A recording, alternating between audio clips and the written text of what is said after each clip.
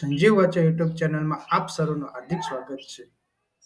મિત્રો, આજે આપણે આજના આ વિડીયોમાં ઈસરો દ્વારા ઇન્ડિયન સ્પેસ રિસર્ચ ઓર્ગેનાઇઝેશન કે જે ભારતની અવકાશ વિજ્ઞાન માટેની જે અગ્રતમ સંસ્થા છે એવી ઈસરો દ્વારા ભારતના યુવાનો માટે એના ઈસરો કેન્દ્રોમાં ઇન્ટર્નશિપ કરવા માટેની એક યોજના બહાર પાડેલી છે।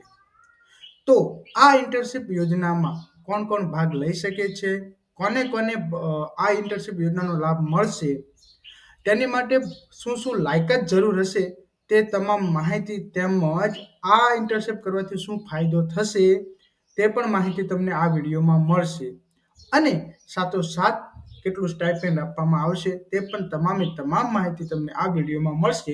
તો આ વિડીયોના અંત સુધી બન્યા રહેજો।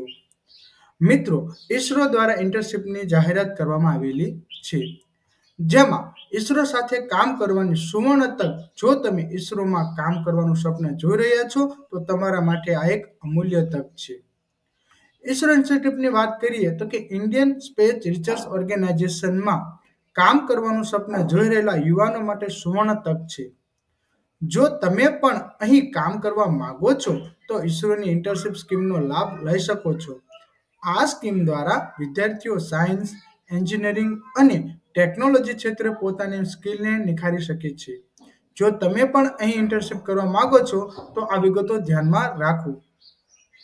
ઈસરોમાં ઇન્ટર્નશિપ માટેની પાત્રતાની માપદંડ શું લાયકાત જરૂર પડશે? પહેલી તો કે ઈસરોમાં ઇન્ટર્નશિપ સ્કીમનો લાભ લેવા યુજી, પીજી અને પીએચડી વિદ્યાર્થીઓ લઈ શકે છે જેઓ માન્ય યુનિવર્સિટી અથવા સંસ્થામાંથી વિજ્ઞાન અથવા ટેકનોલોજી સંબંધિત વિષયોમાં ડિગ્રી મેળવી રહ્યા છે, જેમણે અરજીની તારીખથી 6 મહિનાની અંદર ડિગ્રી પૂર્ણ કરી છે। ઉમેદવારો પાસે 10ના સ્કેલ પર ઓછામાં ઓછા 60% ગુણ અથવા 6.32 સીજીપીએ હોવા જરૂરી છે। આગળ વાત કરીએ તો કે વિદ્યાર્થી પ્રોજેક્ટ તાલીમ યોજના માટે વિશેષ શૈક્ષણિક લાયકાત શું છે? તો કે એન્જિનિયરિંગના વિદ્યાર્થીઓ બીઈ, બીટેક 6ઠું સેમેસ્ટર પૂર્ણ કરેલું હોવું જરૂરી છે। એમઈ, એમટેક વિદ્યાર્થીઓ માટે પ્રથમ સેમેસ્ટર પૂર્ણ કરેલું હોવું જોઈએ।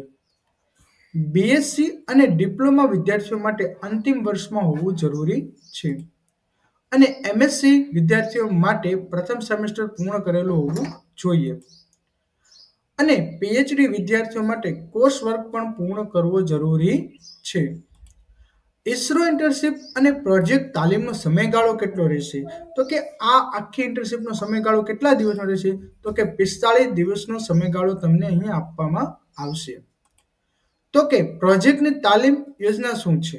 કેટલા સમય આને તાલીમ આપવામાં આવશે? તો કે એન્જિનિયરિંગ અને બીએસસી ડિપ્લોમા વિદ્યાર્થીઓ માટે ઓછામાં ઓછા 45 દિવસની આ તાલીમ યોજના રહેશે। એમઈ, એમટેક, એમએસસી વિદ્યાર્થીઓ માટે ઓછામાં ઓછા 120 દિવસ અને પીએચડી વિદ્યાર્થીઓ માટે લઘુત્તમ અવધિ 30 મહિના સુધીની રહેશે। આગળ વાત કરીએ તો કે ઇન્ટર્નશિપ પૂર્ણ થવા પર શું મળશે? ઘણા આપણે વાત કરીએ કે આપણે ઇન્ટર્નશિપ પૂરું થઈ પછી શું મળી શકે? તો કે ઇન્ટર્નશિપ અથવા પ્રોજેક્ટ તાલીમ પૂર્ણ કર્યા પછી અસાઇનમેન્ટ રિપોર્ટ સબમિટ કરવો તેમજ વિભાગના વડા દ્વારા મૂલ્યાંકન પર પ્રમાણપત્રો એનાયત કરવામાં આવશે।